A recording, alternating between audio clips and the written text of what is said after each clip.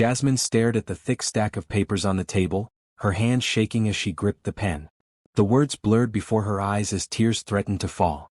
This contract would change everything. She would marry a man she had never met, a billionaire who could save her family from crushing debt and her little brother from certain death without the expensive medical treatment he needed. 23 years old, and she was signing her life away. The lawyer across from her cleared his throat, impatient. Behind him stood a tall, stern woman in an expensive suit who had introduced herself as Mr. Reynolds' personal assistant. The woman's cold eyes followed Jasmine's every movement, judging her worn clothes, her nervous hands, her hesitation. "If you're having second thoughts, Ms. Williams, Mr. Reynolds has other candidates willing to accept his offer," the assistant said, checking her watch. "The $50,000 deposit will be withdrawn if you don't sign today." $50,000. Already in her mother's account. Already promised to the hospital to begin Tommy's treatment. There was no going back now. "I'll sign," Jasmine whispered, lowering the pen to the paper. "But I want to know why he chose me." "He could have anyone." The assistant smiled thinly. "Mr. Reynolds has his reasons. You match his requirements. That's all you need to know." Requirements? Like she was applying for a job. In a way she supposed she was. The job of being a billionaire's wife. A man who needed an obedient, grateful wife who wouldn't ask questions. A wife who would do whatever he wanted because she had no choice. Jasmine signed her name on the final page. The lawyer quickly gathered the papers, not giving her time to read the fine print she had just agreed to. 1 year of marriage. 1 year of being Jonathan Reynolds' wife in every way. In return, her family's debts would be paid, her brother would get his treatment, and at the end she would receive enough money to start a new life. If she fulfilled all the conditions. "Welcome to the Reynolds family, Mrs. Reynolds," the assistant said without warmth. "The car will pick you up tomorrow at 8 a.m. Pack lightly. Mr. Reynolds provides everything his wife needs." After they left, Jasmine sat alone in the small apartment she shared with her mother and brother. The peeling wallpaper and water stains on the ceiling suddenly seemed even shabbier, knowing tomorrow she would be in a mansion. She walked to Tommy's room, watching her 10-year-old brother sleeping peacefully for once. The pain medication finally working now that they could afford the prescription. "I'm doing this for you," she whispered, brushing his forehead with her lips. "Just 1 year. I can do anything for 1 year." She didn't sleep that night, wondering what kind of man bought a wife. What kind of man would want a woman who had nothing to offer but her presence? What would he expect from her? The contract had been clear about some things. Public appearances together, attending social functions as his wife, living in his home. But there were vague sections about wifely duties, and maintaining the appearance of a loving marriage, that made her stomach twist with worry. When the sleek black car arrived the next morning, Jasmine hugged her tearful mother goodbye. "He must be a good man to help us like this," her mother said, trying to convince herself as much as Jasmine. "Yes," Jasmine lied. "I'm sure he is." The drive to Jonathan Reynolds' estate took nearly 2 hours, leaving the city far behind. When they finally passed through massive gates and up a winding driveway, Jasmine gasped at the sight of the house. No, the mansion that loomed ahead. Built of gray stone with countless windows, it looked cold and unwelcoming against the cloudy sky. The same assistant from yesterday, Miss Porter, met her at the door. "Mr. Reynolds is away on business. He'll return this evening for dinner, where you'll be introduced. In the meantime, I'll show you to your rooms and go over the rules." Rules? Of course there would be rules. Jasmine followed Miss Porter through marble hallways lined with artwork that probably cost more than her entire neighborhood. Her rooms turned out to be a suite larger than her family's entire apartment, with a bedroom, sitting room, bathroom, and walk-in closet already filled with clothes in her size. "How does he know my size?" Jasmine asked, touching a silk dress that probably cost more than she made in a month at the diner where she'd worked until yesterday. "Mr. Reynolds is thorough in his research," Miss Porter replied. "You'll find everything has been prepared according to the information we gathered." The thought that this strange man had been investigating her made Jasmine's skin crawl, but she said nothing. She couldn't afford to complain. Tommy's life depended on her playing her part. Miss Porter handed her a tablet. "These are the house rules and your daily schedule. Mr. Reynolds expects them to be followed precisely. Your first appointment is in 1 hour with the stylist. You'll be properly prepared before meeting Mr. Reynolds this evening." Properly prepared. Like she was a meal being dressed before serving. After Miss Porter left, Jasmine sank onto the edge of the enormous bed, finally allowing herself to cry. Just 1 year, she reminded herself. 1 year to save her brother. 1 year to secure her family's future. 1 year with a man who bought her like property. The stylist, a thin man named Henri with an accent Jasmine couldn't place, circled her like a shark. His eyes narrowed as he assessed every inch of her body, occasionally making disapproving sounds. So much work to do, he sighed dramatically. Mr. Reynolds was very specific about how he wants you to look. For the next 3 hours, Jasmine endured being plucked, waxed, scrubbed, and polished. Her hair was trimmed and styled, her nails manicured, her skin treated with expensive creams. By the time Henri declared her acceptable, Jasmine barely recognized herself in the mirror. Now for the dress, Henri said, pulling out a simple but elegant black dress that probably cost more than 3 months of her old rent. Mr. Reynolds prefers understated elegance for first impressions. The dress fit perfectly, another reminder that her new husband had been studying her long before she knew he existed. The thought made her shiver. At precisely 7 o'clock, Miss Porter returned to escort her to the dining room. "Remember," she said sharply as they walked, "Mr. Reynolds values good posture, intelligent conversation, and above all, discretion. Do not ask personal questions. Do not mention your family beyond expressing appropriate gratitude. Do not touch him unless he initiates contact." The dining room was intimidating with its high ceiling, crystal chandelier, and massive table that could seat 20 but was set for just 2 people at one end. Miss Porter positioned Jasmine at one chair and instructed her to wait. "Mr. Reynolds will arrive momentarily. Stand when he enters." Jasmine's heart pounded as she heard footsteps approaching. This was it. She was about to meet the man she had legally married that morning via proxy, the man who now controlled her life. The door opened and Jonathan Reynolds walked in. Jasmine had seen pictures of him, of course. Everyone had. The 38-year-old tech billionaire was frequently in business magazines. But pictures hadn't captured his height or the intensity of his dark eyes as they locked onto her. She remembered to stand, her legs shaking slightly. He didn't smile as he approached. His face remained impassive as he studied her, much as Henri had done, but with a gaze that seemed to see through her skin to her very bones. "Mrs. Reynolds," he said finally, his deep voice surprisingly soft. "Welcome to your new home." "Thank you, Mr. Reynolds," she replied, the rehearsed words sounding stiff even to her own ears. "Jonathan," he corrected. "In private you will call me Jonathan. In public, you may use terms of endearment as appropriate to maintain our image." He gestured for her to sit, then took his own seat as a server materialized to pour wine. "I'm sure you have questions," he said, his eyes still studying her face. "You may ask them now in private. Once we begin appearing in public, there will be no opportunity for confusion or mistakes." Jasmine took a sip of wine to steady her nerves. "Why me?" she asked, the same question the assistant had dismissed. "You could have chosen anyone." Jonathan's expression didn't change. "I required someone with specific qualities. Someone with strong motivation to fulfill the contract completely. Someone without connections to my social circle. Someone intelligent enough to learn quickly but not ambitious enough to have her own agenda."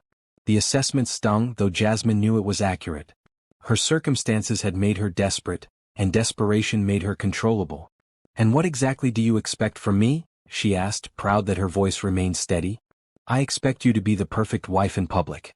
Supportive, charming, devoted. I expect you to learn quickly and not embarrass me. I expect you to follow the rules and schedules provided." He paused, taking a measured sip of wine. "In private, I expect you to respect my space and privacy.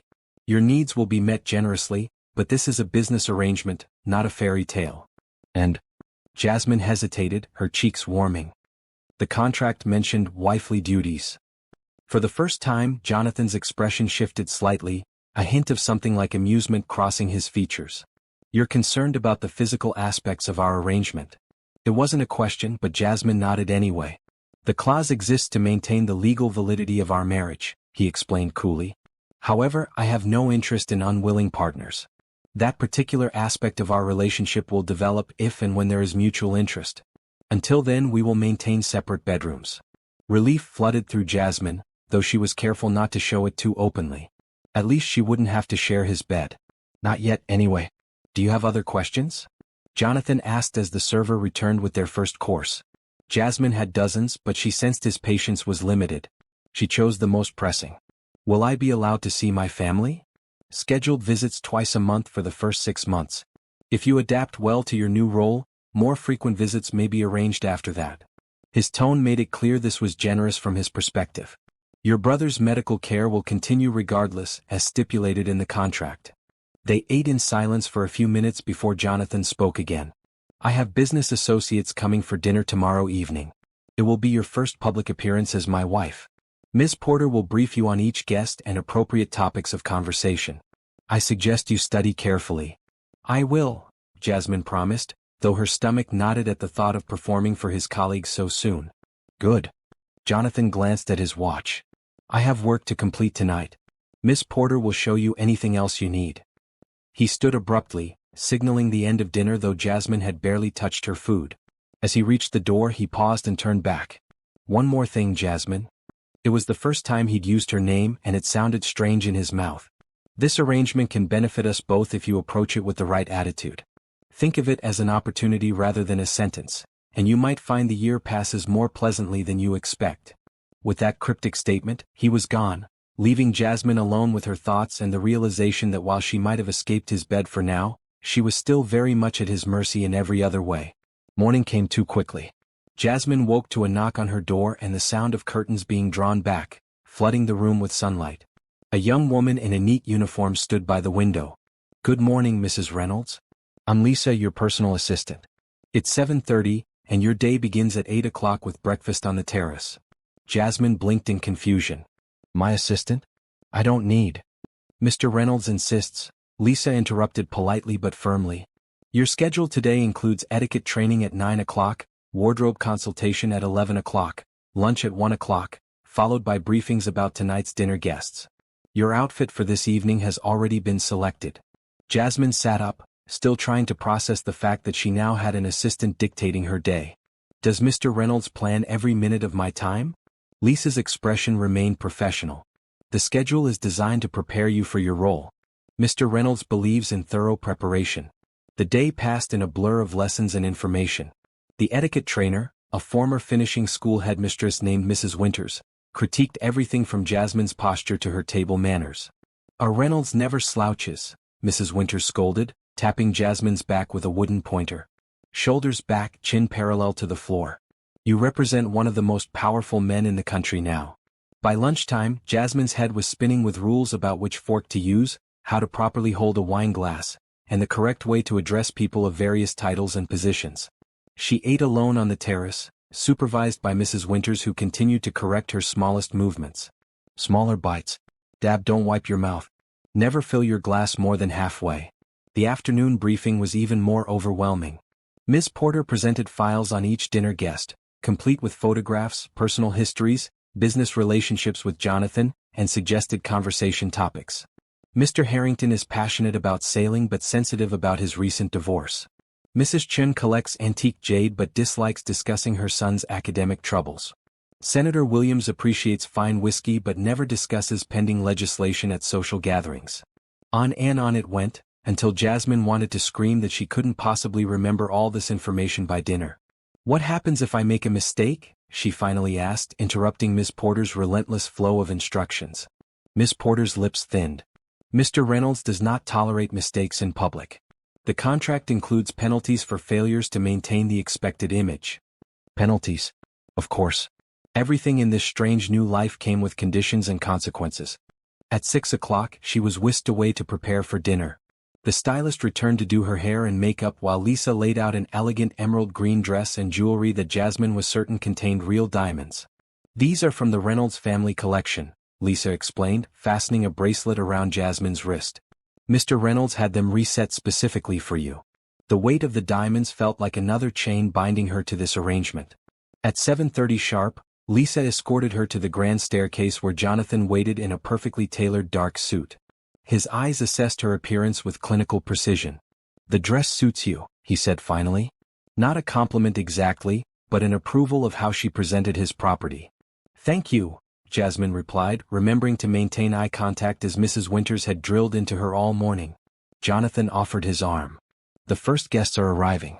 Remember we met last year at a charity gala, had a whirlwind romance and married quietly last month. We've just returned from our honeymoon in the Maldives. The lie flowed smoothly from his lips, and Jasmine realized he'd been practicing this fiction while she'd been learning which fork to use for salad. I'll remember, she promised, taking his arm and feeling the solid strength of him beneath the expensive suit. For a moment, she drew comfort from that strength, before reminding herself that this man was not her ally. The evening passed in a haze of introductions, small talk and constant vigilance. Jasmine smiled until her cheeks hurt, laughed at jokes that weren't funny, and navigated conversations using the information Miss Porter had provided. To her surprise, she found herself genuinely interested in Mrs. Chen's jade collection and enjoyed Senator Williams' stories about his grandchildren. Throughout the evening, Jonathan kept her close, his hand often resting possessively at the small of her back. He introduced her proudly, skillfully deflecting questions about their quick marriage with romantic platitudes about knowing she was the one, and not wanting to waste time once he'd found his perfect match. The performance was exhausting, but as the last guest departed shortly before midnight, Jasmine realized she had survived without any noticeable mistakes. Jonathan closed the door behind the final guest and turned to her, his expression unreadable as always. "You did well," he said simply. "Better than expected for your first appearance." Coming from him, it felt like high praise. "Thank you. I tried to remember everything Miss Porter told me." "You did more than recite facts," Jonathan observed, studying her. "You connected with our guests. That's a skill that can't be taught." Jasmine felt a surprising flush of pride at his assessment. "I've always been good with people. In the diner where I worked, regular customers would request my section." Something flickered in Jonathan's eyes. "That's precisely why you were selected. Your natural abilities simply needed refinement." The reminder that she had been selected, like a product, dampened her momentary satisfaction. "If you'll excuse me," she said, suddenly bone-tired from the performance, "it's been a long day." Jonathan nodded, but as she turned to leave he said, "Jasmine?" She paused, looking back at him. "Tomorrow we appear at the Hamilton Foundation Gala. It will be your first major public event. There will be press, photographers, and many influential people watching us closely." His voice remained even, but she detected a note of warning. "The stakes will be much higher than tonight's dinner." "I understand," she said, though her stomach twisted with anxiety at the thought. "Get some rest," he said, his tone softening slightly. "You earned it tonight." As Jasmine climbed the grand staircase toward her suite, she realized that in this strange arrangement, she would have to find satisfaction in small victories and measured praise. Her life now revolved around pleasing a man who saw her as an investment rather than a person. Yet as she drifted off to sleep in the luxurious bed that still felt foreign to her, Jasmine couldn't help wondering about the moments when Jonathan's mask had slipped slightly, revealing something almost human beneath his calculated exterior. One year, she reminded herself again. But already she sensed this year would change her in ways she couldn't yet imagine. Camera flashes exploded around them as Jonathan guided Jasmine up the red carpet leading to the Hamilton Foundation Gala. His hand pressed firmly against her back, both supportive and controlling as they paused for photographs. "Mrs. Reynolds? Over here. Jonathan. Jasmine. Look this way." The photographers shouted directions while reporters called questions about their whirlwind romance and secret wedding. Jasmine maintained the serene smile she had practiced for hours in front of the mirror that morning. "Just keep smiling," Jonathan murmured close to her ear, his breath warm against her skin. "You don't need to answer anything." To the cameras, it looked like a loving husband whispering sweet nothings to his new bride. Jasmine played along, gazing up at him adoringly as she'd been instructed. Inside the grand ballroom, even more eyes followed them. Women in designer gowns assessed Jasmine with curious, sometimes hostile stares. Men watched Jonathan with envy or calculation. Everyone seemed to want something. Information, connection, the chance to be part of their circle. "Jonathan, you sly dog." A round man with a booming voice approached them, champagne sloshing dangerously in his glass. "Kept this beauty all to yourself, didn't you?" "Harold," Jonathan greeted him with a practiced smile that didn't reach his eyes. "I'd like you to meet my wife, Jasmine Reynolds." Harold took Jasmine's hand, holding it longer than necessary. "The pictures don't do you justice, my dear. Tell me, how did you manage to snag the most eligible bachelor in the city? Half the women here have been trying for years." Jasmine felt Jonathan tense beside her but maintained her smile. "I suppose I'm just lucky," she replied smoothly. "Though I consider myself the fortunate one to have found Jonathan." Harold laughed appreciatively. "Charming and diplomatic. You've chosen well, Jonathan." As they moved through the crowd, Jasmine repeated variations of the same conversation dozens of times. Each interaction felt like navigating a minefield, with subtle questions designed to uncover her background or catch her in a contradiction about their cover story. A tall woman in a striking red dress approached, kissing Jonathan's cheek with familiar ease. "Jonathan, darling. I was beginning to think you were avoiding me." "Victoria," Jonathan replied coolly. "You remember I mentioned my wife, Jasmine?" Victoria's perfectly made-up eyes narrowed as she assessed Jasmine from head to toe. "Of course. The new Mrs. Reynolds. Such a surprise to us all." Her smile was razor-sharp. "We must have lunch sometime, dear. I could tell you such stories about your husband's bachelor days." Before Jasmine could respond, Jonathan smoothly interjected, "Jasmine and I are looking forward to creating our own stories now." His arm tightened around Jasmine's waist. "If you'll excuse us, I see the mayor waiting to speak with us." As they walked away, Jasmine whispered, "Ex-girlfriend?" Jonathan's jaw tightened. "Ex-something. Nothing significant." The tension in his voice suggested otherwise, but Jasmine knew better than to press. The evening continued with more introductions, more scrutiny, more performance. Jasmine's face ached from smiling, but she maintained her composure, even when dancing with Jonathan before hundreds of watching eyes. "You're doing very well," he murmured as they moved gracefully across the floor, his hand firm at her waist, guiding her through steps she'd hastily learned just yesterday. "Everyone is convinced." "Convinced of what?" Jasmine asked, momentarily forgetting her role in their public performance. "That you're madly in love with me," Jonathan replied, his eyes holding hers with unexpected intensity. "And perhaps that I'm equally enamored with you." For a moment, with his arms around her and his gaze locked on hers, Jasmine could almost believe the fiction herself. Then she remembered the contract, the rules, the calculated nature of every interaction between them. "Isn't that what you're paying me for?" she said softly, keeping her smile in place though her words carried an edge. Something flickered in Jonathan's eyes, surprise perhaps at her subtle rebellion, before his mask slipped back into place. "Indeed. And you're earning every penny tonight." Later, as they prepared to leave, Victoria reappeared, catching Jasmine alone while Jonathan spoke with a business associate. "Enjoying your new life?" Victoria asked, her smile not reaching her cold eyes. "It must be quite an adjustment." "It's wonderful," Jasmine replied automatically. Victoria laughed softly. "Oh, I'm sure it seems that way now. The clothes, the jewelry, the mansion. But I wonder how long before you realize what you've really signed up for." Jasmine maintained her pleasant expression with effort. "I'm not sure what you mean." "Jonathan doesn't do relationships, my dear. He does acquisitions." Victoria sipped her champagne delicately. "I'm just curious which category you fall into." "My relationship with my husband is private," Jasmine replied, remembering Miss Porter's advice about handling intrusive questions. "Husband." Victoria repeated the word with amusement. "So formal. Though I suppose that fits Jonathan perfectly. Everything by the book, everything controlled down to the last detail." She leaned closer, her voice dropping. "Did he give you a rule book yet? Does he time your responses? Or are you still in the honeymoon phase where he pretends you have choices?" Before Jasmine could respond, Jonathan appeared beside her, his hand finding the small of her back in what looked like an affectionate gesture but felt more like a warning. "Victoria, always a pleasure," he said, his voice pleasant but his eyes cold. "I'm afraid Jasmine and I need to leave. Early meeting tomorrow." "Of course," Victoria purred. "Duty calls." "Lovely to meet you, Jasmine. Remember my lunch invitation." In the car ride home, Jasmine stared out the window at the passing city lights, trying to process the evening's events and Victoria's cryptic warnings.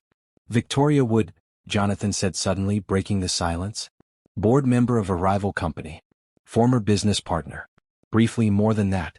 She's been trying to get information about my new projects for months." Jasmine turned to look at him, surprised by the voluntary explanation. "She'll try to use you," Jonathan continued. "She'll pretend to be your friend, offer to share secrets, try to turn you against me. It's what she does." "Why are you telling me this?" Jonathan's expression was unreadable in the dim light of the car. "Because you handled her well tonight, but she's persistent. And because the contract specifies consequences for sharing any information about me or my business with outside parties." Of course. He wasn't concerned about her feelings or Victoria's mind games. He was protecting his investment. "I won't tell her anything," Jasmine said quietly. "I signed the contract. I keep my promises." Jonathan studied her for a long moment before nodding. "I believe you do. It's one of the qualities that made you suitable. Suitable. Like a piece of furniture that matched his decor." When they arrived home, Jonathan surprised her by walking her to her suite rather than immediately disappearing into his office as he usually did. At her door, he hesitated, then said, "You exceeded expectations tonight. Every person there believed we were a genuine couple." "That's impressive." Coming from him, it was high praise. Despite herself, Jasmine felt a flicker of pride. "Thank you. I'm trying my best." "I know." For a brief moment, something almost like warmth appeared in his eyes. "Good night, Jasmine." As she closed the door behind her, Jasmine felt unsettled by the complexity of her own emotions. She had spent the evening pretending to be in love with Jonathan Reynolds, and part of her had almost enjoyed the performance. That was dangerous, she realized as she removed the borrowed diamonds and designer gown. This arrangement was temporary. A business deal. Nothing more. But as she drifted off to sleep, her mind kept returning to the moment they had danced, his arms sure around her, his eyes holding hers as if she were the only person in the room. Just acting, she reminded herself firmly. For both of us. 3 weeks into her new life as Mrs. Reynolds, Jasmine had settled into a routine. Mornings were for lessons, languages, art appreciation, current events, designed to prepare her for Jonathan's social circle. Afternoons often involved charity committee meetings or carefully supervised shopping excursions with Lisa. Evenings were frequently occupied with business dinners or social events where she played her role as Jonathan's devoted wife.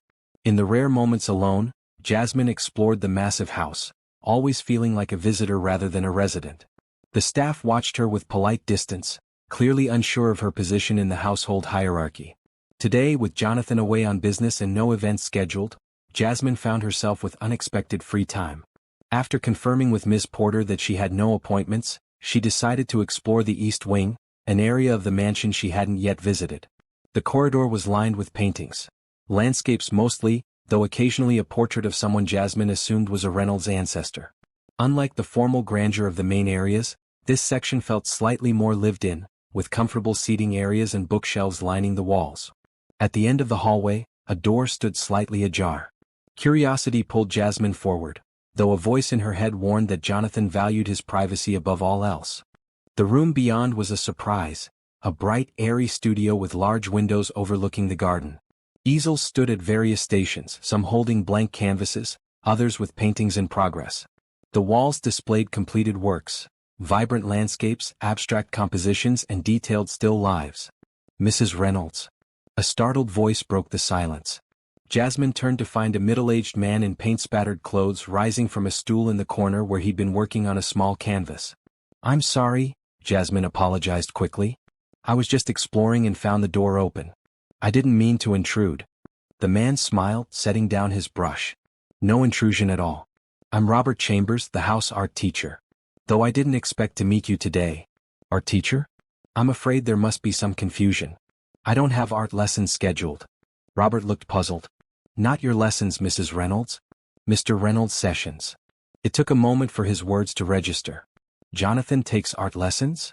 Robert's expression shifted to concern. "I assumed you knew. Mr. Reynolds has been my student for nearly 5 years now. He comes twice weekly when he's not traveling." Jasmine moved deeper into the studio, drawn to the paintings on the walls. "These are his."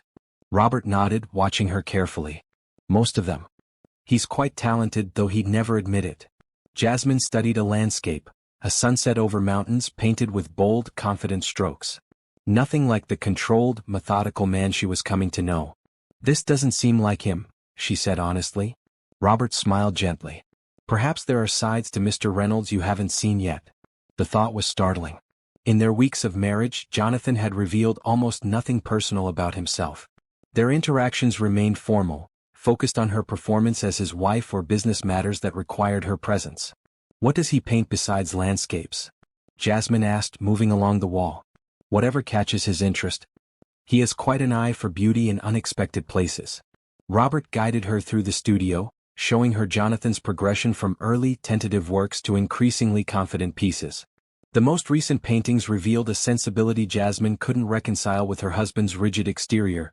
There was passion in these brushstrokes, emotion in the choice of colors and subjects. "This is his current project," Robert said, stopping before a canvas covered with a cloth. "Though I'm not certain I should." "It's fine, Robert," Jonathan's voice came from the doorway, causing both of them to turn in surprise. "My wife should see it." Jonathan stood watching them, his expression unreadable as always, though Jasmine thought she detected tension in the set of his shoulders. "I apologize for the interruption," Robert said quickly. "Mrs. Reynolds happened upon the studio while exploring." "As she's entitled to do," Jonathan replied, entering the room. "This is her home now." The casual statement, "this is her home," caught Jasmine off guard. Nothing about the mansion had felt like home to her. Robert excused himself tactfully, leaving them alone with the covered canvas. "I didn't know you painted," Jasmine said into the awkward silence. "There are many things you don't know about me," Jonathan replied, approaching the canvas. "Just as there are many things I don't know about you, despite the extensive background checks."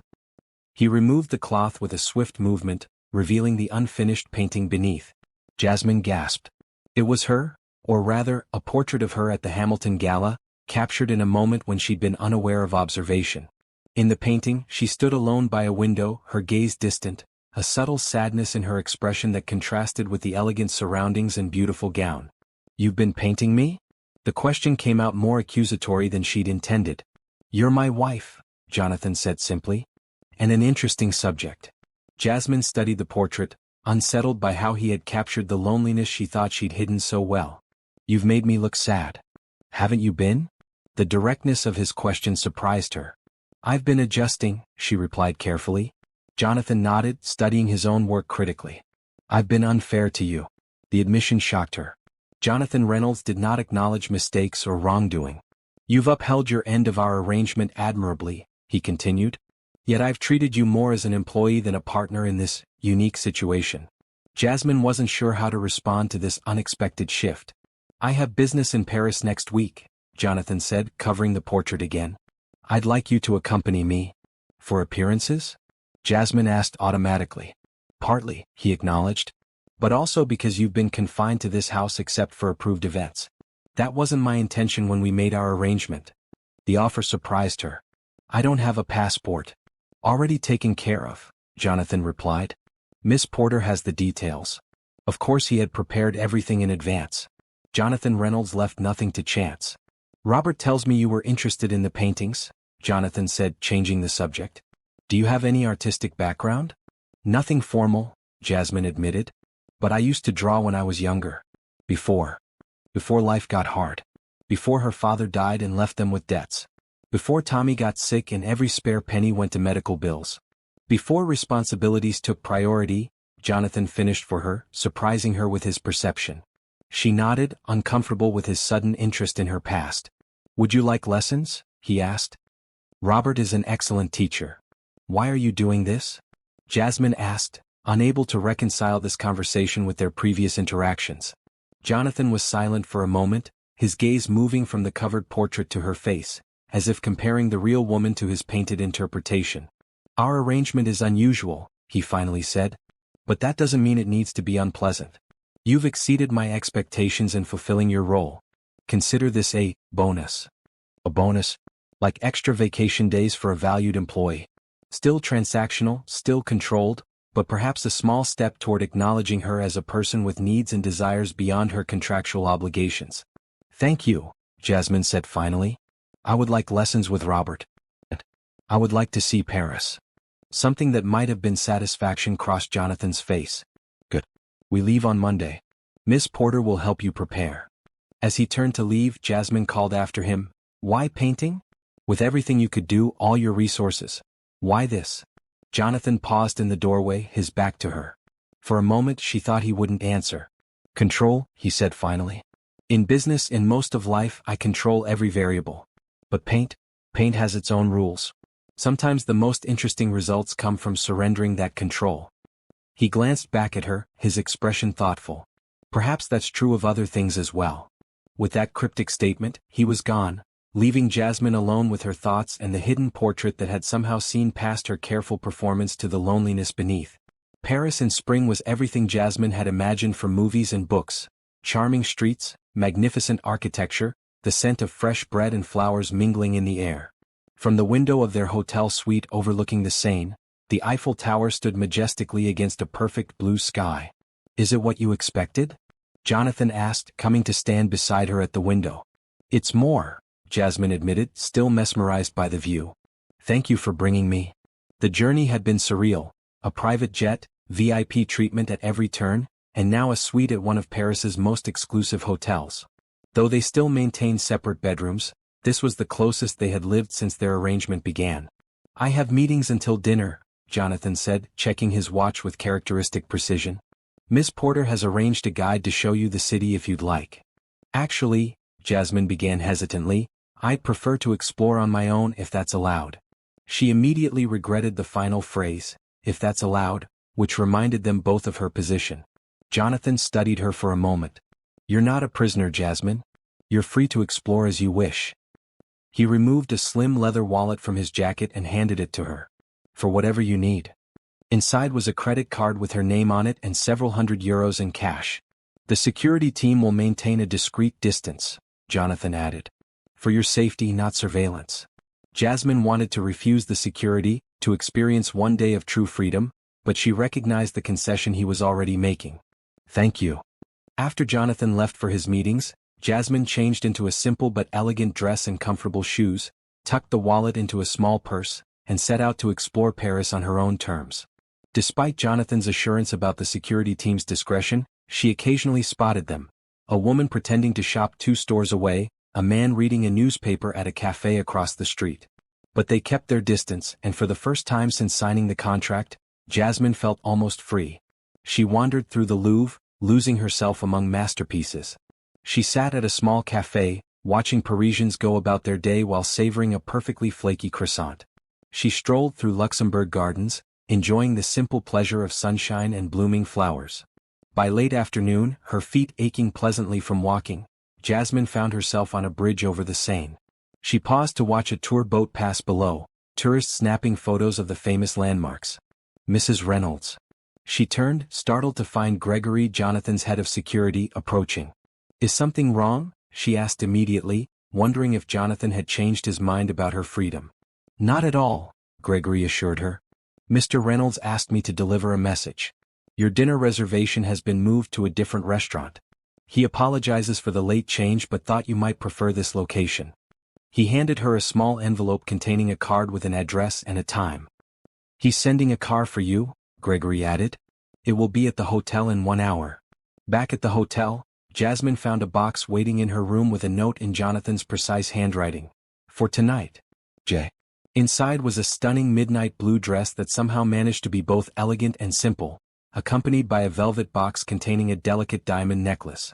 As she dressed for dinner, Jasmine found herself taking extra care with her appearance, a flutter of anticipation in her stomach that she tried to ignore. This was still part of their arrangement, she reminded herself. Just business in a more pleasant location. The car delivered her to a small, discreet restaurant on a quiet street away from the tourist areas. Unlike the grand establishments she had expected, this place looked intimate and authentic. Inside, Jonathan waited at a corner table. He rose as she approached, his eyes taking in the dress with obvious approval. "You look beautiful," he said simply. "Thank you for the dress," Jasmine replied, taking her seat. "And for today. It was freeing." "Did you enjoy the city?" "Very much. I visited the Louvre, though I barely saw a fraction of it." Throughout dinner they talked more naturally than they ever had before. Jonathan asked genuine questions about her impressions of Paris and actually seemed interested in her answers. For the first time, Jasmine glimpsed what it might be like to be his partner rather than his employee. "Why this restaurant?" she asked as they finished their meal. "I expected something more ostentatious." Jonathan supplied with the hint of a smile. "This was my mother's favorite place in Paris. She brought me here when I was a boy." The personal revelation surprised her. Jonathan rarely mentioned his family.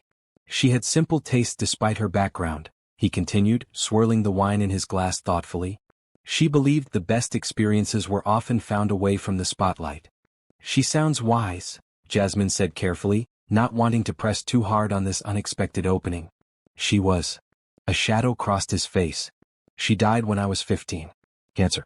My father threw himself into work afterward, left me at boarding schools. We're not close." "I'm sorry," Jasmine said sincerely, understanding loss all too well. Jonathan shrugged slightly. "It shaped me. Perhaps not always for the better." After dinner, instead of returning directly to the hotel, Jonathan suggested a walk along the Seine. The night was clear, the city lights reflecting on the water as they strolled side by side. "Why did you agree to our arrangement?" Jonathan asked suddenly. "Beyond the financial aspects, which I understand were significant. But there were other options you could have pursued." Jasmine considered deflecting, but something about the night and their new location made honesty seem appropriate. "There weren't many options, not really. Not that would save Tommy in time." She paused, gathering her thoughts. "But more than that. I wanted to create possibility. For him, yes, but also for myself. All my life I've been trapped by circumstances. My father's death, our debts, Tommy's illness. Your offer was another kind of constraint, but at least it had an end date. And it opened doors that would have remained forever closed to me." Jonathan listened intently, his expression thoughtful. "And has it been worth the price so far?" "Tommy is getting the treatment he needs," Jasmine replied. "That alone makes it worthwhile." "That's not what I asked." Jasmine stopped walking, turning to face him directly. "Why does it matter to you? Whether I find personal value in our arrangement beyond fulfilling my brother's needs?" Jonathan didn't answer immediately, his gaze moving to the river before returning to her face. "I'm not accustomed to caring about such things," he admitted. "But I find that with you I do." The simple statement hung between them, more intimate than anything he had ever said to her. "Paris has been worth it," Jasmine said softly. "Today has been worth it." Something shifted in Jonathan's expression, a softening that transformed his features. Slowly, giving her time to pull away, he reached out to touch her cheek. "May I?" he asked, his voice lower than usual. Jasmine knew what he was asking. This wasn't in the contract, wasn't required. This would be her choice. She nodded. His kiss was gentle, hesitant even, so unlike the confident, controlling man she had come to know. Jasmine found herself responding, her hands moving to his shoulders as the kiss deepened. When they finally broke apart, Jonathan looked almost as surprised as she felt. "That wasn't planned," he said, a rare admission of something happening outside his careful control. Jasmine couldn't help smiling.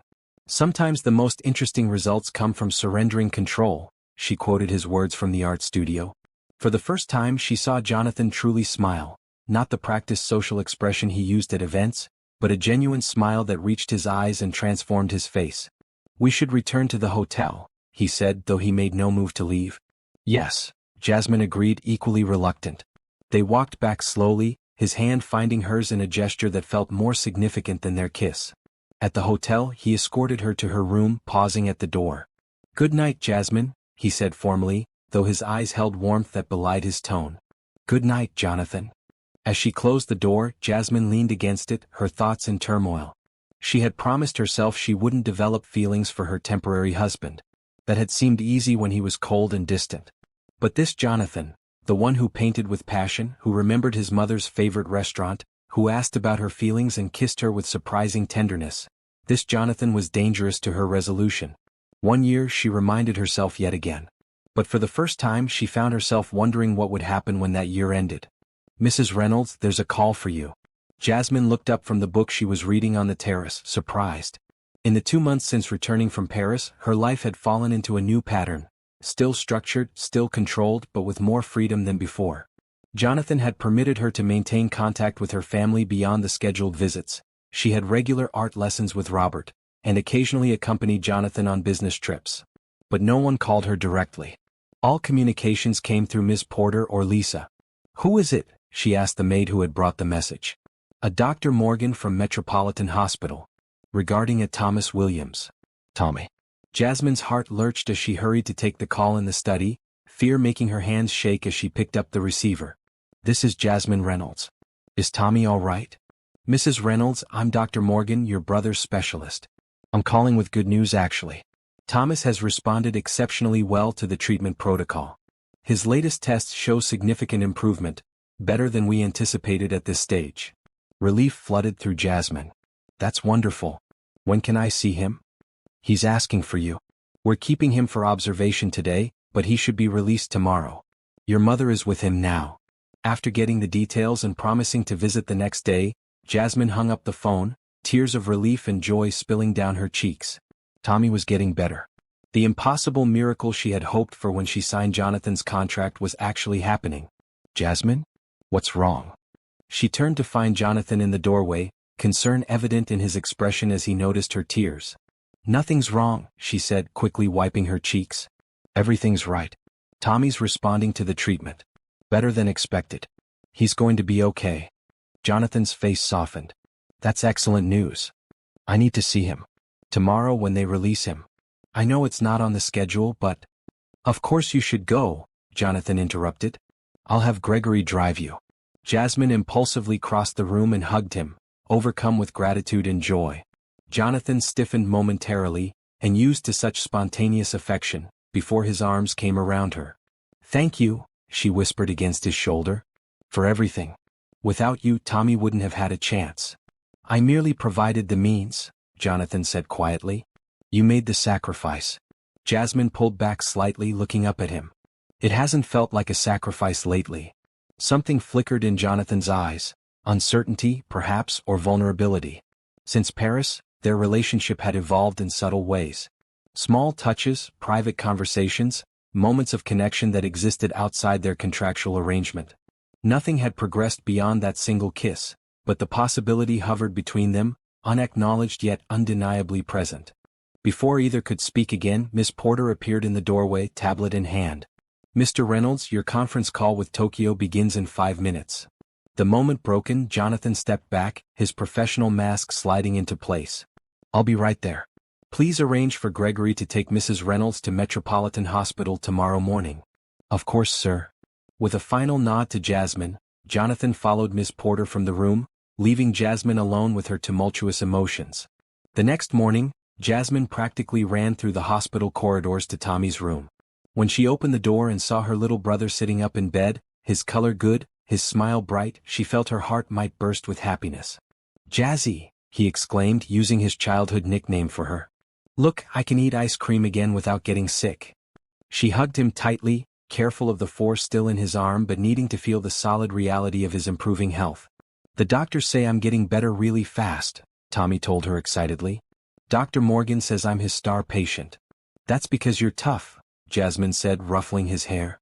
The toughest kid I know. Her mother, who had been dozing in a chair by the window, woke and came to embrace Jasmine. It's a miracle, she whispered. A month ago we were losing hope and now we have every reason to be hopeful, Jasmine finished for her, not wanting Tommy to hear about how dire his situation had been.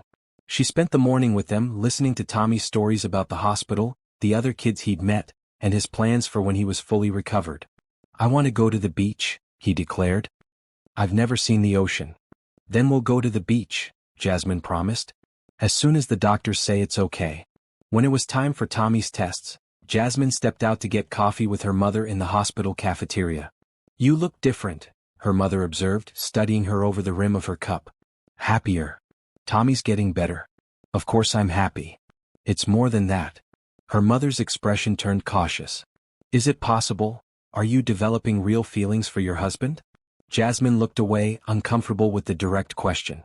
It's complicated. Oh, honey. Her mother reached across the table to grasp her hand. I know this whole arrangement started as a business deal, but if there's a chance for real happiness. The contract is for 1 year, Mom, Jasmine reminded her gently. Whether I have feelings or not doesn't change that. Contracts can be renegotiated, her mother suggested. Especially when circumstances change. Jasmine shook her head. Jonathan Reynolds doesn't change his mind once it's made up. That's not who he is. Yet even as she said it, Jasmine remembered the art studio, Paris, the small but significant ways Jonathan had already adjusted their arrangement. Perhaps he wasn't as inflexible as she had first believed. When Jasmine returned to the mansion that evening, she found Jonathan in his study, working as usual. He looked up when she entered, his expression questioning. How is your brother? Improving every day, Jasmine replied, still buoyant from her visit. The doctors are optimistic. I'm glad. Jonathan set aside the document he'd been reviewing. I had Gregory drop off some games and books for him. I remember hospitals can be tedious for children. The thoughtful gesture touched Jasmine deeply. That was very kind. Thank you. It was nothing. But it wasn't nothing and they both knew it. It was one more step across the invisible line between their formal arrangement and something more personal. Tommy wants to see the ocean when he's well enough, Jasmine said, taking a seat across from Jonathan's desk. He's never been. Jonathan considered this. The house in the Hamptons would be perfect. Private beach, excellent security, Close enough to the city for his medical team to visit if necessary. You'd let us use your beach house? Jasmine asked, surprised by the offer. I'd join you if that's acceptable, Jonathan replied, watching her reaction carefully. It would be good to get away from the city for a while. For all of us. The implication was clear. He wanted to meet Tommy, to be part of this important moment in her family's life. It was a significant shift from their original agreement, which had kept their lives largely separate despite their marriage. I'd like that, Jasmine said honestly. Tommy would too. He's curious about you. Jonathan raised an eyebrow. What have you told him about me? The truth, Jasmine replied simply. That you're a successful businessman who values privacy and control. That you're more complex than people realize. That you've been kind to me. Kind? Jonathan repeated the word as if testing its accuracy. Is that how you see me now? Among other things, Jasmine admitted. Their eyes met, the air between them charged with unspoken thoughts and feelings. Since Paris, they had carefully avoided discussing the kiss or what it might mean for their arrangement. Jasmine, Jonathan began, then stopped, seeming uncharacteristically uncertain. Our contract specifies certain parameters for our relationship. But contracts can be amended if both parties agree. Jasmine's heart quickened. What kind of amendments are you suggesting? Before Jonathan could answer, his phone rang, the special tone he had designated for urgent business matters. With a frustrated glance at the device, he answered, his voice immediately shifting to his professional cadence. Reynolds? Yes, I understand the implications. No, that timeline is unacceptable. As the conversation continued, Jasmine rose to leave, recognizing that the moment had passed. Jonathan held up a hand, silently asking her to wait. After several more minutes of terse negotiation, he ended the call and set the phone down with controlled precision. I apologize for the interruption, he said formally. However, this situation requires immediate attention. I need to fly to London tonight. Tonight? Jasmine couldn't hide her disappointment. How long will you be gone? 3 days, possibly 4. Jonathan's expression softened slightly. We'll continue our discussion when I return. Jasmine nodded, wondering what he had been about to propose before the call. I'll have Lisa help me pack. Pack? Jonathan looked confused. For London, Jasmine clarified. I assumed you'd want me to come with you. This is a crisis situation involving a potential hostile takeover. I'll be in meetings constantly, Jonathan explained. There would be no purpose in you accompanying me. No purpose. The words stung more than they should have. After all, wasn't that the foundation of their arrangement? Everything had a purpose, a function, a return on investment. Of course, Jasmine said, keeping her voice neutral. I understand. Jonathan studied her face, seeming to realize his mistake. That came out wrong. What I meant was, there would be no benefit for you in coming. You'd be alone in a hotel room while I dealt with this situation. It's fine, Jasmine assured him, already backing toward the door. You have business to handle. I'll see you when you return. As she left the study, Jasmine fought the irrational sense of rejection. This was exactly the arrangement she had agreed to, a marriage of convenience that centered around Jonathan's needs and schedule. The fact that the boundaries had blurred somewhat didn't change the fundamental nature of their relationship. Yet as she wandered through the quiet mansion that evening, knowing Jonathan was already on his way to the airport, Jasmine couldn't deny the empty feeling in her chest. Somehow, without meaning to, she had begun to care for the controlled, complex man she had married for money. And that realization terrified her more than anything else about their unusual arrangement. 3 days stretched into 5, then a week. Jonathan called daily with brief updates, his voice professional and distant over the phone. The takeover situation had grown more complicated. His return was delayed indefinitely. Jasmine filled her days with visits to Tommy, art lessons with Robert, and charity committee meetings. She maintained the schedule Ms. Porter provided, played her role as Mrs. Reynolds flawlessly at the events she was required to attend alone, and tried not to dwell on the confused state of her feelings. On the 8th day of Jonathan's absence, Jasmine was reviewing the guest list for an upcoming charity gala when Victoria Wood called. Jasmine, darling, Victoria purred through the phone. I heard Jonathan abandoned you. Men and their business emergencies, so tedious. He didn't abandon me, Jasmine replied evenly. He's handling an important situation. Of course he is, Victoria agreed with false sympathy. Listen, I'm hosting a little gathering tonight. Nothing formal, just drinks and good company. You must be bored to tears in that mausoleum alone. Why not join us? Every instinct warned Jasmine to decline. Victoria was exactly the type of person Jonathan had cautioned her against. Manipulative, agenda-driven, dangerous. I appreciate the invitation, but I have plans this evening, Jasmine lied smoothly. Another night eating alone while pretending to be the perfect wife? Victoria's voice sharpened. Jonathan's not even in the country to appreciate the performance, dear. The barb hit closer to home than Jasmine would have liked to admit. I know you think you're being loyal, Victoria continued, her tone softening. But loyalty should be earned, not purchased. Has Jonathan told you about Sophia? The unfamiliar name caught Jasmine off guard. Who? Sophia Harris. His previous arrangement. So he hasn't mentioned her. Interesting. Victoria paused deliberately. If you change your mind about tonight, we'll be at Le Cirque at 8. No pressure, just friendly conversation. Sometimes it helps to talk to someone who understands your unique situation. After Victoria hung up, Jasmine sat motionless, her thoughts spinning. Sophia Harris. Another arrangement.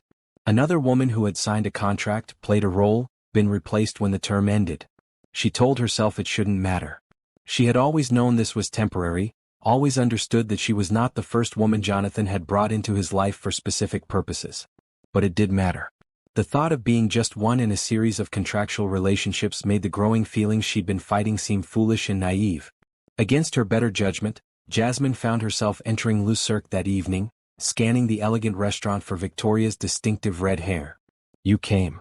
Victoria exclaimed with what seemed like genuine pleasure, rising from a corner table to air-kiss Jasmine's cheeks. I'm so glad. Jonathan keeping you on such a tight leash has made it impossible to get to know you properly. Jasmine bristled at the characterization but took the offered seat. I'm not on a leash, tight or otherwise. Of course not, Victoria agreed smoothly, signaling for champagne. Just a very specific contract with very specific consequences for non-compliance. Jasmine kept her expression neutral, though Victoria's knowledge of the contract terms alarmed her. You seem to think you know a lot about my marriage. I know a lot about Jonathan's methods, Victoria corrected. We were partners once, business and otherwise, before he decided emotions were inefficient and developed his current system. The server arrived with champagne, providing a brief respite from the conversation. Once they were alone again, Victoria leaned forward, her perfectly manicured fingers toying with her glass stem. Did you know you're the third Mrs. Reynolds in 5 years? She asked, watching Jasmine closely. All temporary, all under contract, all serving specific purposes in Jonathan's carefully orchestrated life. If you're trying to shock me, you're wasting your time, Jasmine replied, though her heart raced at the confirmation. I've always understood the nature of our arrangement. Have you? Victoria's smile was knowing. Then you understand you're just filling a role until he finds someone else who meets his requirements. Someone less complicated by personal feelings. Jasmine took a sip of champagne to hide her reaction. You don't know anything about my feelings. I don't need to. I can see it in your eyes when you talk about him. Victoria's expression softened unexpectedly. I looked the same way once. Before I understood what I was dealing with. For the first time, Jasmine sensed genuine emotion beneath Victoria's polished exterior. Hurt, perhaps, or regret. What happened with Sophia? Jasmine asked, unable to contain her curiosity. Victoria studied her for a moment before answering. She made the same mistake you're making. She fell in love with him. When her contract ended, she begged him to renew it, to make their arrangement permanent. He refused, of course. Jonathan Reynolds doesn't do permanent, not with people. Assets, properties, businesses, those he keeps. People are temporary resources to be utilized and replaced. If you're trying to hurt me? I'm trying to warn you, Victoria interrupted, her voice uncharacteristically earnest. Jonathan is incapable of genuine emotional connection. He uses people, all people, not just his contractual wives, to serve functions in his life. When they no longer serve those functions or when they become messy, he replaces them. Why would you care what happens to me? Jasmine challenged. Victoria laughed softly. Let's call it women's solidarity. Or perhaps I just want to see Jonathan's perfect system disrupted for once. Before Jasmine could respond, her phone chimed with a text. Glancing down, she saw Jonathan's name. Landed in New York. Home in 1 hour. Need to speak with you. Duty calls? Victoria guessed, noting Jasmine's expression. Jonathan's back, Jasmine confirmed, already gathering her purse to leave. Think about what I said, Victoria called after her. Some contracts aren't worth the paper they're written on. The drive back to the mansion gave Jasmine time to compose herself, to push Victoria's warnings to the back of her mind. Yet the questions lingered. How many women had there been? What happened when the year ended? Could someone like Jonathan, who approached relationships as business transactions, ever truly care for another person? When she arrived home, Jonathan was already there, pacing in the grand foyer as if he'd been waiting impatiently for her return. "Where were you?" he asked immediately, his voice sharp with an emotion Jasmine couldn't identify. "Out," she replied simply, unprepared for his interrogation after a week of minimal contact. "I didn't realize I needed to report my whereabouts." Jonathan's expression tightened. "You were with Victoria Wood." It wasn't a question. Jasmine's heart sank as she realized the implications. "You had me followed." "I have a security team that protects my interests," Jonathan corrected, though he had the grace to look slightly uncomfortable with the distinction. "Victoria Wood is not your friend, Jasmine. She has her own agenda." "So I've been told," Jasmine replied coolly. "By both of you." She moved past him toward the stairs, suddenly exhausted by the games, the manipulations, the constant feeling of being a pawn in someone else's strategy. "Jasmine, wait." Jonathan's voice had lost its edge, replaced by something closer to concern. "What did she tell you?" Jasmine turned on the stairs to look down at him. "She told me about Sophia. And the others. She said I'm the third Mrs. Reynolds in 5 years. Jonathan's face went very still. "I see. Is it true?" He met her gaze directly. "Yes. There were others before you. Similar arrangements." "And what happened when their contracts ended?" "They received the agreed-upon compensation and moved on with their lives," Jonathan stated simply. "As will you when the time comes." The calm certainty in his voice cut deeper than Jasmine had expected. After Paris, after the subtle shifts in their relationship, some foolish part of her had begun to hope for, what? A real marriage? A happily ever after with a man who bought wives on one-year contracts? "Of course," she said, struggling to keep her voice even. "The contract. How could I forget?" She continued up the stairs, needing to escape before her composure cracked completely. "Jasmine." Jonathan's voice stopped her again. "The situation isn't as simple as Victoria presented it." "Isn't it?" Jasmine challenged, turning to face him once more. "Tell me, Jonathan, did Sophia fall in love with you? Did she ask you to extend the contract? To make it real?" A muscle twitched in Jonathan's jaw. "Yes." "And you refused." "I honored the original terms of our agreement." "Right." Jasmine nodded, a bitter smile touching her lips. "Always the businessman. Always honoring terms and conditions." "You didn't let me finish," Jonathan said, climbing the stairs until he stood just below her. "I refused to extend the contract because it wouldn't have been fair to her. She wanted something I couldn't give her then." "And what was that?" "Myself," Jonathan replied simply. "I wasn't capable of the kind of relationship she wanted." The raw honesty in his voice surprised Jasmine. "And now? Are you capable now?" Jonathan hesitated, seeming to struggle with words for perhaps the first time since she'd known him. "I don't know. But I want to find out. That's what I came back to discuss with you. Before I found out you were with Victoria." Hope flickered within Jasmine, but she tamped it down, wary of being manipulated again. "What exactly are you saying, Jonathan?" "I'm saying that our arrangement has become more than I anticipated. That you have become more than a contractual obligation to me." Jonathan moved up another step, closing the distance between them. "I'm saying that for the first time in my life I find myself thinking about what happens after the contract ends, rather than simply planning the next transaction." Jasmine searched his face, looking for signs of the calculated businessman, the strategic negotiator. Instead, she found uncertainty, vulnerability, emotions she had never associated with Jonathan Reynolds. "How do I know this isn't just another strategy?" she asked softly. "Another way to ensure I fulfill my role perfectly for the remaining months?" "You don't," Jonathan admitted.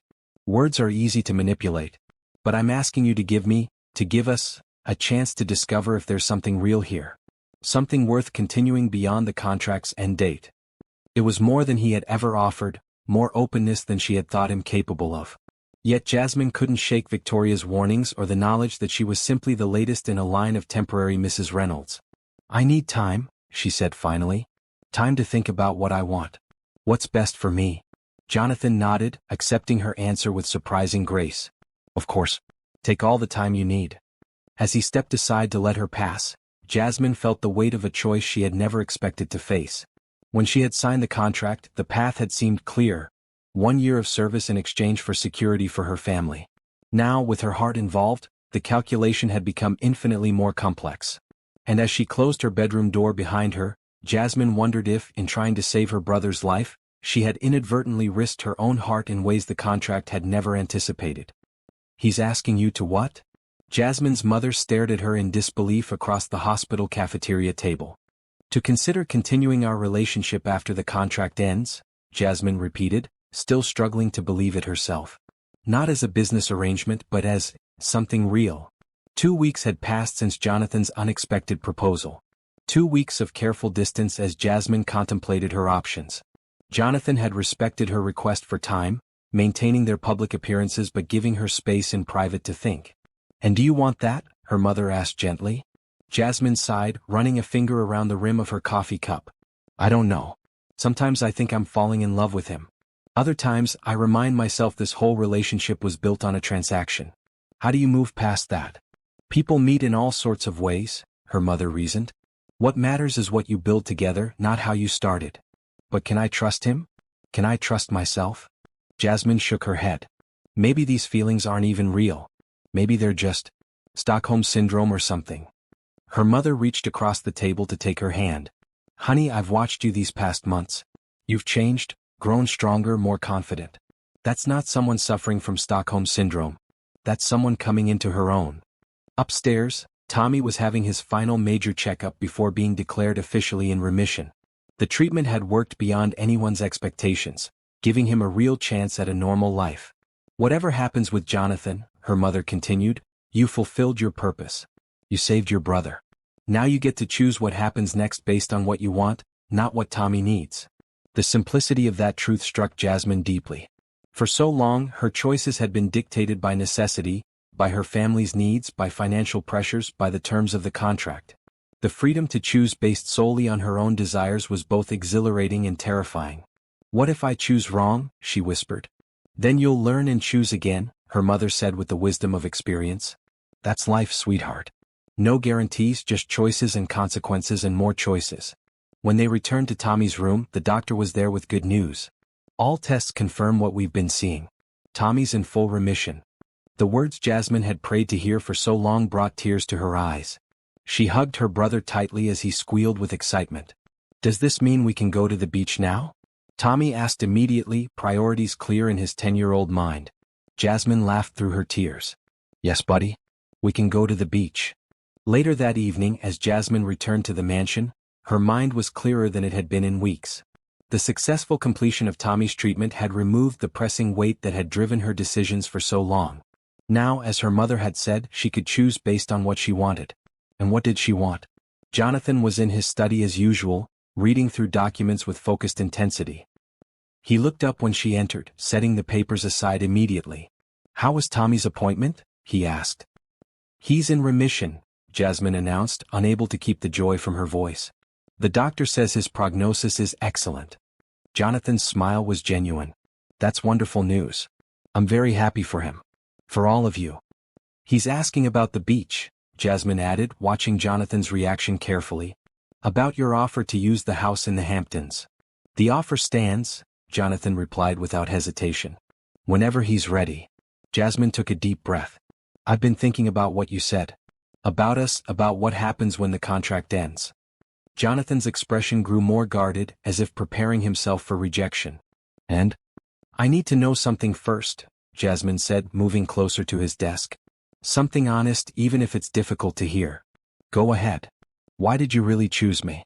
Not the business answer about suitable qualifications or background checks. The real reason." Jonathan was silent for a long moment, considering her question with the thoroughness he applied to everything. Finally, he stood and walked to the window, his back to her as he spoke. "I saw you at the diner where you worked," he admitted quietly. "I was meeting with a business associate who insisted on that location. You served our table. You smiled and joked with the other customers, remembered their orders, their stories. But when you thought no one was watching, there was such sadness in your eyes." He turned to face her. "Later that day, I overheard you on the phone in the alley behind the diner. You were talking to a hospital about payment plans, about your brother's treatment. You were so determined, so fierce in your protection of him, even when the person on the other end clearly told you it was hopeless.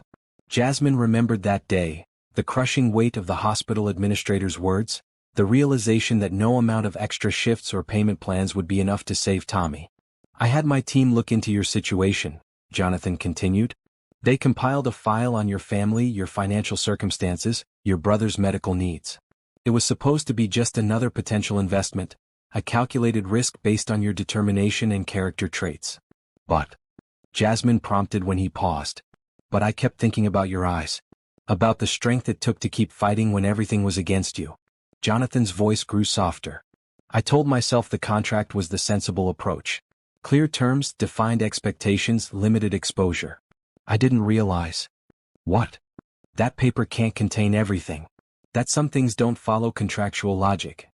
The admission cost him. She could see it in the tension of his shoulders, the careful control of his expression. For a man who had built his life on calculated decisions and risk management, acknowledging the limits of that approach was profoundly difficult. What are you saying, Jonathan? Jasmine asked, needing absolute clarity. I'm saying that somewhere between Paris and now, the contract became insufficient. He crossed the room until he stood directly before her. I'm saying that for the first time in my adult life, I want something I can't quantify or control. And what's that? A future with you that isn't defined by legal terms or end dates. Jonathan took her hands in his, a gesture of vulnerability she would never have expected from him months ago.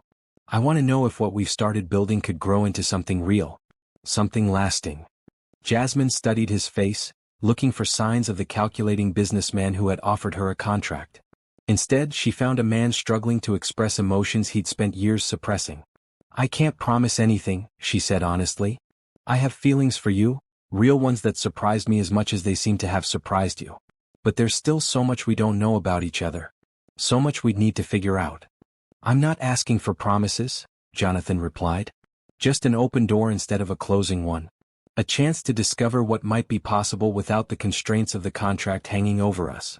The sincerity in his voice touched something deep within Jasmine. This wasn't the smooth negotiator or the controlled executive. This was simply a man asking for a chance.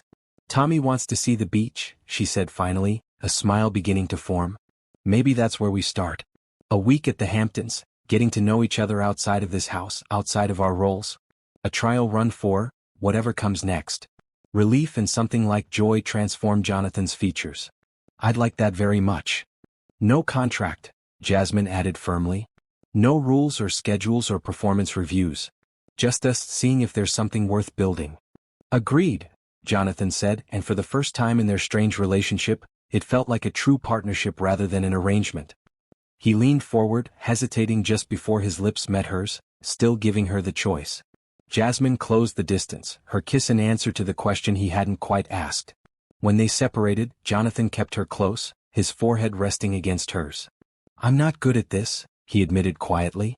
Relationships without boundaries and terms. I'll make mistakes. So will I, Jasmine assured him. That's how we'll know it's real.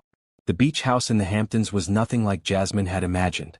Instead of the sleek, modern mansion she had expected, it was a sprawling, comfortable home with weathered shingles, a wide porch and spectacular views of the ocean. This place has been in my family for generations, Jonathan explained as he guided their small group, Jasmine, Tommy, and their mother, through the house. My mother loved it here. It's the only property I've never renovated or updated. That explained the lived-in feeling, the sense of history and family that the main Reynolds mansion lacked entirely.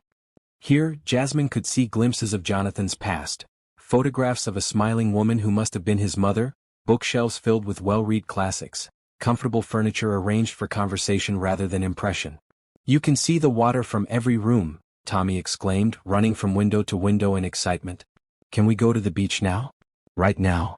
Jonathan laughed, a sound that had become more frequent in recent weeks. The beach isn't going anywhere. We have the whole week.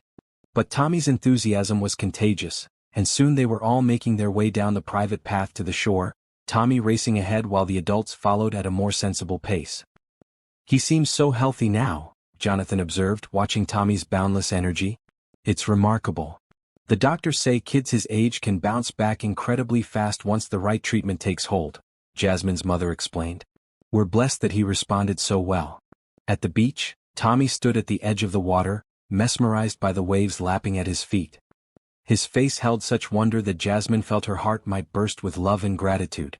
"It's so big," he shouted back to them. "Bigger than anything." Jonathan smiled, watching the boy's joy with genuine pleasure. "First times are special," he said quietly. "I remember seeing the ocean for the first time. I was about his age." "With your mother?" Jasmine asked, sensing a rare opening into his childhood. "Yes." A shadow crossed his face briefly. "Before she got sick. Before everything changed." Jasmine slipped her hand into his, a simple gesture of connection that would have seemed impossible months ago. "Thank you for sharing this place with us. It clearly means a lot to you." "It feels right," Jonathan replied, squeezing her hand gently. "Bringing new life and laughter here after so many years of emptiness." The week unfolded in a gentle rhythm unlike anything they had experienced in their previous time together. Without the structure of contracts and schedules, Jonathan and Jasmine found a natural balance. Moments of togetherness interspersed with private time, conversations that flowed from casual to profound without the constraints of their former roles. Tommy adored Jonathan from the start, especially after discovering that the stern businessman knew how to build impressive sandcastles and wasn't afraid to wade into the waves for impromptu swimming lessons. Jasmine's mother, initially wary of the man who had essentially bought her daughter's time, gradually warmed to him as she observed the genuine care developing between the unlikely couple. On their fifth evening at the beach house, after Tommy and his grandmother had retired for the night, Jonathan and Jasmine walked along the shore in comfortable silence, the moonlight illuminating the waves. "I spoke with my lawyers yesterday," Jonathan said suddenly. Jasmine tensed slightly, conditioned to expect business discussions to intrude on personal moments. "About?" "Dissolving our contract," he replied simply. "Effective immediately." Jasmine stopped walking, turning to face him in surprise. "What? Why?"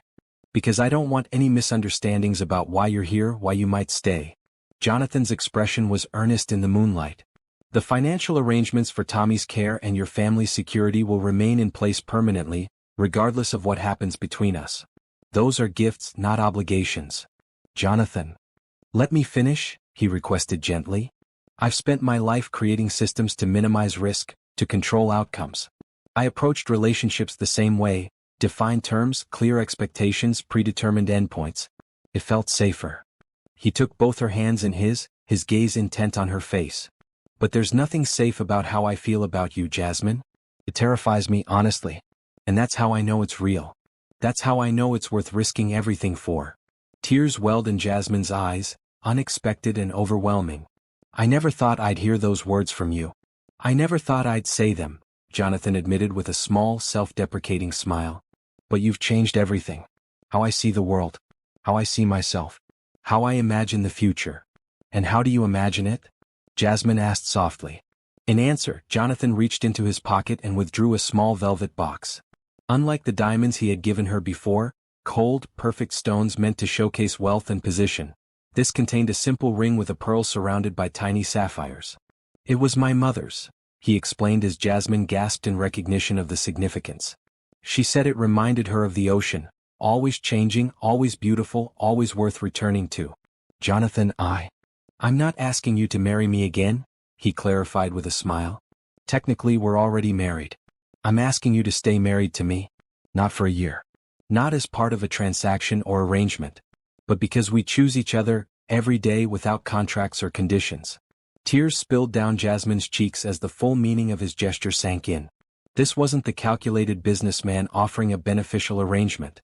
This was a man offering his heart, his true self, with all the vulnerability and risk that entailed. "Are you sure?" she asked, needing to hear the words one more time. "This isn't about Tommy or obligations or public appearances?" "This is about us," Jonathan said firmly. "About the life we could build together if you're willing to take the chance.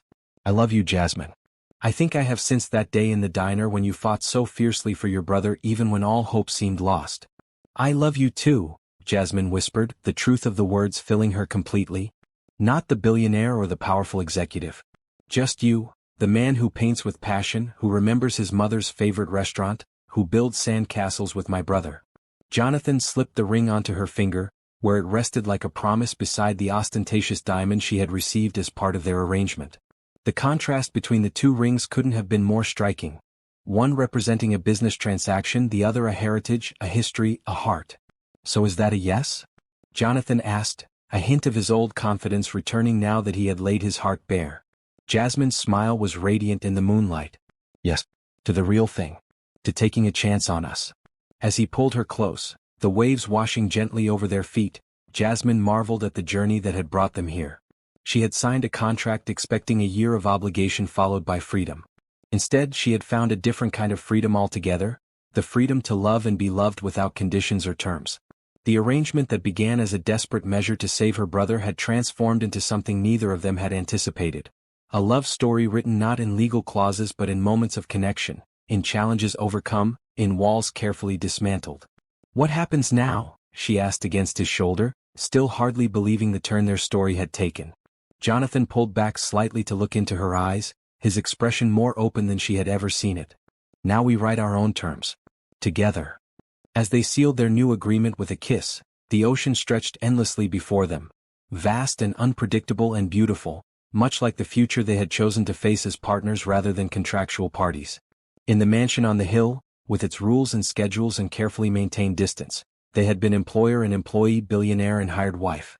But here, with the sand between their toes and the moon lighting their path, they were simply Jonathan and Jasmine, two people who had found love in the most unexpected arrangement, proving that even the most carefully drafted contract couldn't contain the capacity of the human heart to transform, to risk and ultimately to love.